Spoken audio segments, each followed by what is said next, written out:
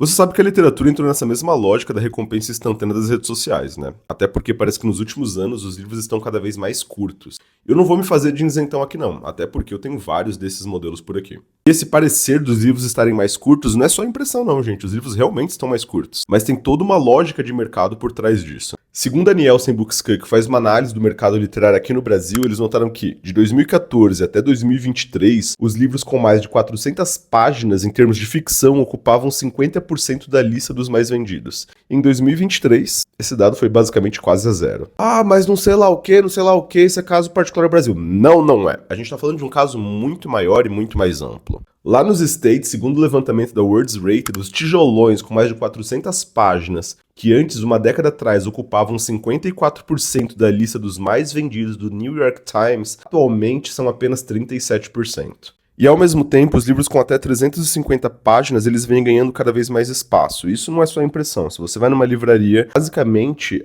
as estantes estarão repletas deles. Isso não só em livrarias. Verifica, sei lá, os seus produtores literários favoritos. Tirando aquela galera que lê Sarah J. Maas com aqueles livros de 900 páginas que poderiam facilmente ser encurtados para 200. Eu tô falando aqui com propriedade, não é hate não, eu já li os livros, gente. Não vamos pensar que as editoras são os pobres coitados do universo dentro dessa situação. Elas claramente estão surfando dentro dessa onda. Tá, beleza, eu tô aqui falando, mas qual que é o motivo disso tá acontecendo? Porque, gente, lembra, nada acontece aleatoriamente. Nada nesse mundo vem assim, cai do céu, nossa, decidimos fazer livro curto. A real é que tem vários fatores e o mercado nos induz a isso, mas se a gente precisar elencar alguns fatores específicos, em primeiro lugar a gente pode elencar esse ritmo da vida moderna. Cara, eu me uso como exemplo porque eu peguei Jane Eyre para ler no começo do ano e eu tava no mestrado, tava no trabalho, e é um livro muito gostoso. Eu gostei muito do livro, uma das melhores leituras do ano, mas ao mesmo tempo eu não consegui fazer uma leitura rápida como eu teria feito 10, 15, 20, sei lá, anos atrás. Porque eu chegava tão exausto volta e meia alguns dias de trabalho que eu não queria ler. Ou quando eu li, eu conseguia ler umas 10, 15 páginas,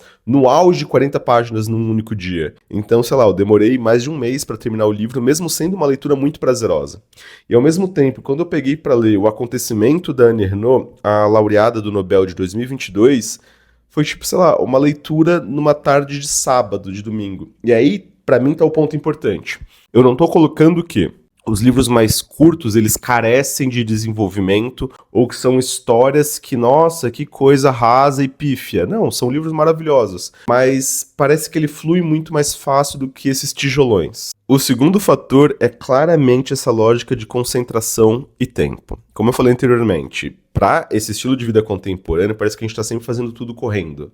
Parece que a gente sempre tenta encaixar tudo ao mesmo tempo em todo lugar. E a gente sofre de uma avalanche de estímulos. A gente acorda, entra numa rede social, a gente checa o e-mail, a gente vai ver o WhatsApp, a gente já está pronto para o trabalho ou pronto para a dinâmica escolar ou da universidade. E aí tem cobranças dentro desses espaços. Tem dinâmicas com amigos ou conhecidos ou com familiares. Então parece que cada momento do nosso dia parece que está recheado de afazeres. E também tem essas plataformas de redes sociais com os vídeos curtos que parecem que lotam nossa cabeça de informação e ao mesmo tempo nos deixam ainda mais exaustos depois que a gente sai dessas redes. Isso, inclusive, um parênteses gigante, é algo que eu tô tentando cortar. A minha meta é ficar um dia na semana, normalmente o fim de semana, sábado ou domingo, sem entrar em rede social. E quando a gente tem essa pressão externa tão grande, você pegar um livro que é um tijolão gigante, parece uma pressão extra no seu dia que já teve muita informação. Então, quando você pega um livro mais curto, parece que ele flui com mais facilidade. Você se sente estimulado depois de ler 20, 30 páginas, 50 que seja, ver que, você chegou na metade do livro, você fez muita coisa, mas isso eu vou entrar depois, que parece que tá dentro daquela lógica de mercado também, sabe? E bora ser sincero agora, mesmo que eu tenha elencado esses dois primeiros fatores, o terceiro é o primordial e é o que dá as cartas por aqui. O principal fator dos livros terem ficado mais curtos é a questão econômica, gente. Livros mais longos são mais caros de produzir, por conta do número de páginas e principalmente se eles forem traduções, porque você vai ter que pagar o tradutor. Ainda mais se a tradução não for de países tradicionais, como França, Estados Unidos, Espanha e por aí vai. É muito mais barato você editar, produzir e publicar um livro com menos de 150 páginas para a editora do que um calhamaço de 900 mil páginas. Dentro dessa lógica de mercado, quanto menor o gasto, maior o lucro. Cara, Eu lembro que quando a Annie Ernaux, ela recebeu o Nobel de Literatura em 2022, eu fui na livraria na mesma semana, sei lá, um dia ou 2 dias depois, para comprar o livro dela, que foi justamente esse, O Acontecimento. Esse livro é incrível, muito, muito, muito bom. Mas eu lembro que em 2022 eu paguei R$ 69 por esse livro que não tem 100 páginas. E é isso. Os preços não é porque o livro ele tá menor em número de páginas que necessariamente o valor dele dentro da lógica de mercado vai ser menor. Um outro fator que eu vou defender aqui com unhas e dentes, porque eu sou da galera que anda de transporte público e que lê no transporte público, cara, é muito prático você ler um livro desses do que um calhamaço gigantesco. Estou exagerando, mas foi o que estava mais próximo aqui. Ler um calhamaço maior e mais pesado no metrô, em pé ou no ônibus, naquela lotação das 6 da tarde, sabe? Então tem esse fator de praticidade também. E sendo muito sincero, cara, esse livro cabe no bolso. Tipo, de verdade. Eu acho que vai caber nesse bolso aqui, mas deixa eu testar. Ai, segunda lógica. Ó, na teoria, vai, cabe, coube. E um fator que me irrita um pouquinho, principalmente nas redes sociais, é aquela vibe de livros lidos no mês. Nada contra da galera que lê 50, 30 livros, porque eu acho que, se é a profissão da pessoa, se ela tem aquele ritmo de vida que consegue abarcar esse nível de leitura, cara, eu acho espetacular. Tipo, de verdade mesmo. Não tô nem sendo sarcástico por aqui. Parece que essa lógica também de você ler tantos livros no mês, parece que ela tá dentro dessa lógica de mercado, de literatura como produção, de literatura como moeda, né? Ok, Pimenta, mas e daí, cara? Isso significa que dentro dessa lógica de mercado contemporânea, os livros curtos, eles já são os protagonistas do momento. E como eu falei no início do vídeo, a gente não tá falando em livros menores em termos de qualidade. Até porque a gente tem obras tão profundas quanto dentro dessa lógica de ficção autobiográfica que nos trazem muita informação. Até separei esses aqui que eu tô carregando desde o começo do vídeo para dar uma discutida com vocês e apresentar os livros com menos de 150 páginas para você ler por aí. Não para entrar dentro dessa lógica de, cara, eu li 6 livros, menos de 200 páginas no mês, mas para mostrar que, cara, tem muitos bons livros com menos de 150 páginas. Dentro dessa lógica, eu apresento Annie Ernaux, O Acontecimento. Até porque foi o primeiro que eu falei por aqui, para mim faz mais sentido começar falando dele. Como eu disse, eu lembro que eu iniciei essa leitura, comprei o livro em 2022 e devorei ele, tipo, muito rápido. Foi uma leitura de 2, 3 dias. E aí que tá, mesmo sendo um livro curtinho, não é que necessariamente os diálogos são rasos ou a história é tipo, nossa, mas que coisinha mequetrefe.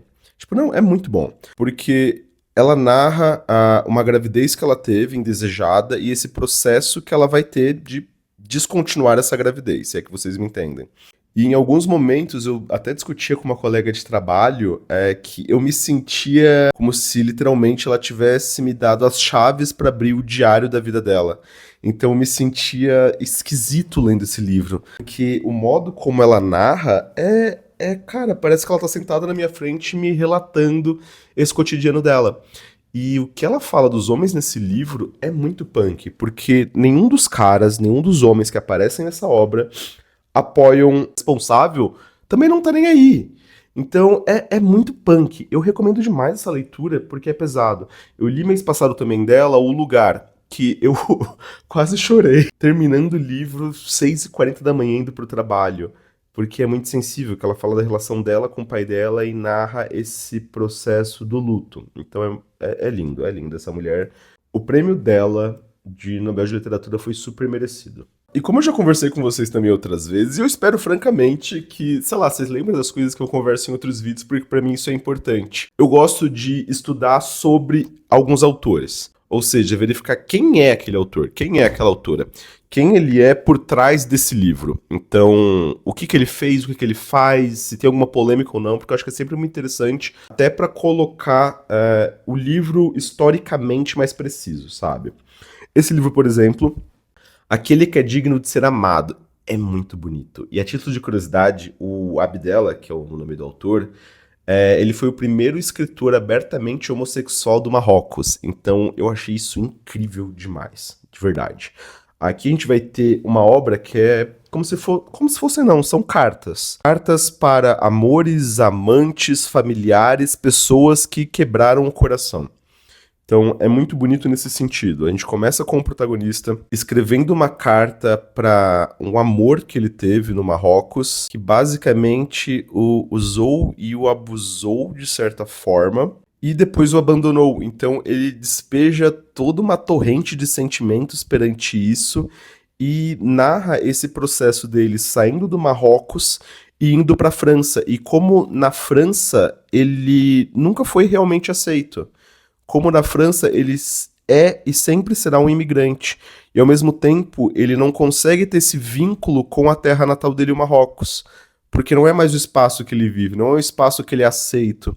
Então é dessa pessoa sem lar e sem lugar. E ao mesmo tempo também a obra ela apresenta cartas desses amores e amantes que essa pessoa também já teve. Então é bem sensível.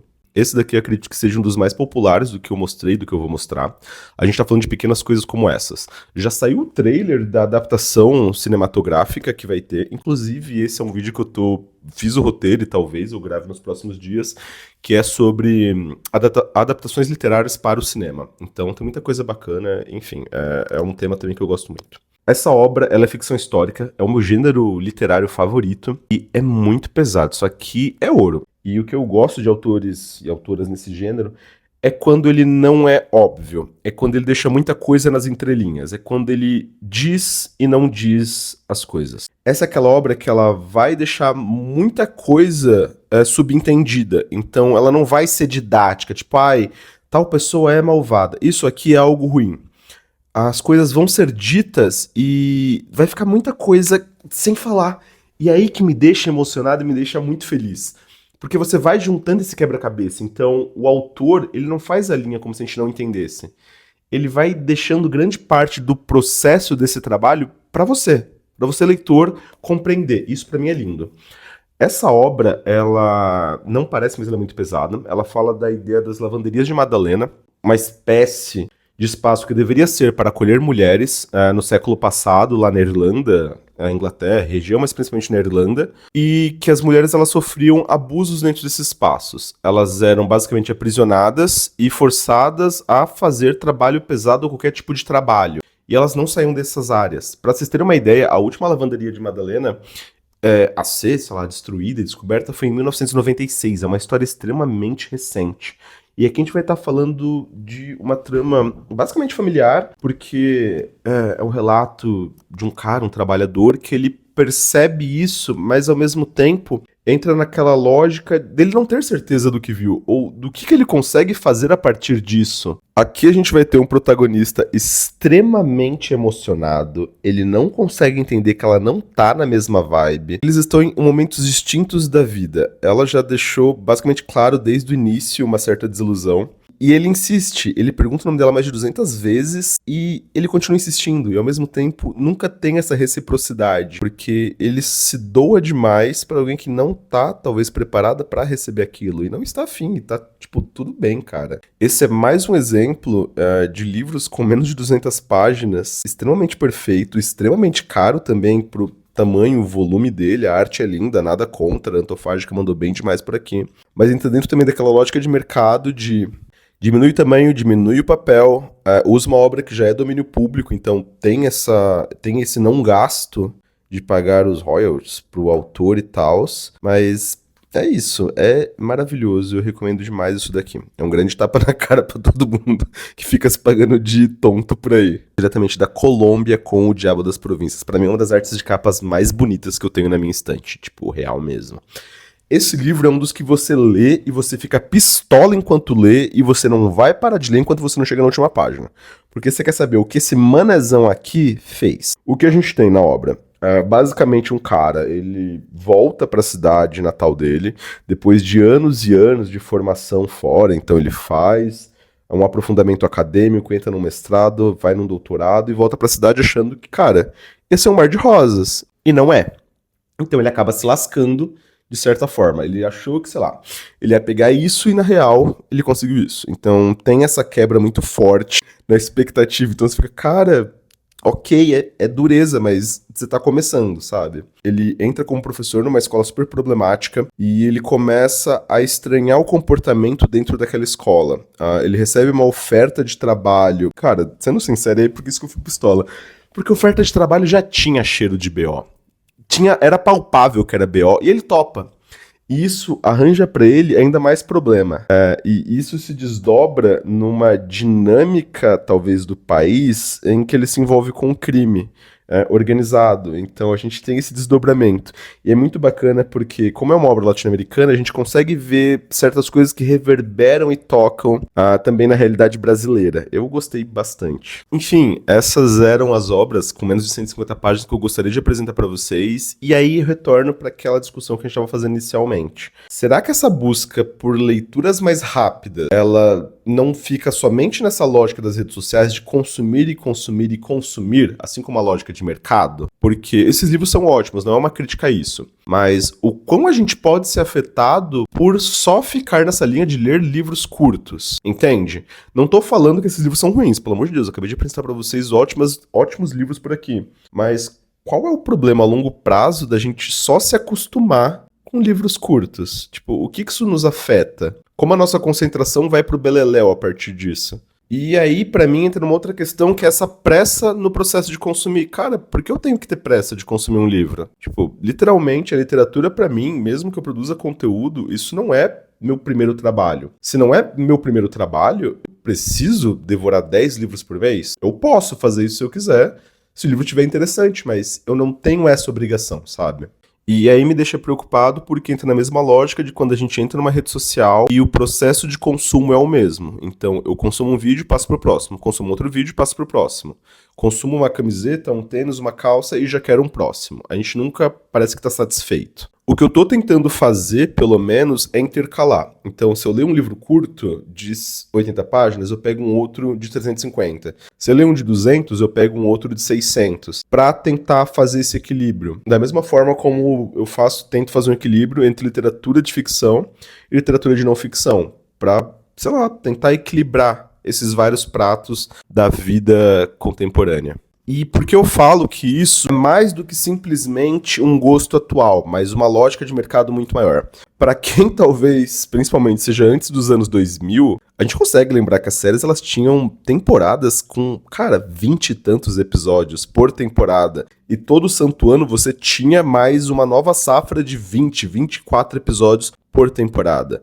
O que a gente consegue observar hoje nos streamings é temporadas cada vez mais curtas e mais demoradas para serem feitas. Eu tava vendo uma discussão na rede vizinha de um cara falando que, sei lá, a tal da série da Wandinha demorou 2 anos pra sair a temporada nova e essa temporada nova ela foi quebrada em 2 partes, sendo que a primeira parte tem 4 episódios. E aí que entra pra mim, cara, tudo bem, o nível de produção é maior, tem mais gastos com não sei o que lá, mas ao mesmo tempo, esses níveis de produção são menores, então parece que, cara, sai episódio, a gente maratona esses 4, 6 ou 8 episódios e fica naquela lógica, beleza, eu consumi. O que eu vou pegar agora? Qual novo produto eu vou selecionar nesse catálogo para continuar seguindo nessa lógica irrefreável? Então, quando eu falo que os livros seguirem essa mesma lógica de mercado, não é simplesmente ao acaso, é porque tá tudo muito interligado com isso. Seja da rede social, seja do produto de cinema, de músicas, ou mesmo do streaming. Não tem problema ler livros curtos, mas só pra gente não achar que isso também é uma grande normalidade do universo. Porque isso tá dentro de uma lógica de mercado, sim. Então, vai ler o Manernot, mas ao mesmo tempo pega um Thomas Mann. Vai ler um Dostoiévski, mas ao mesmo tempo também pega um Edward Lewis. Então, tentar mesclar, sabe? Pra mim, pelo menos, faz sentido.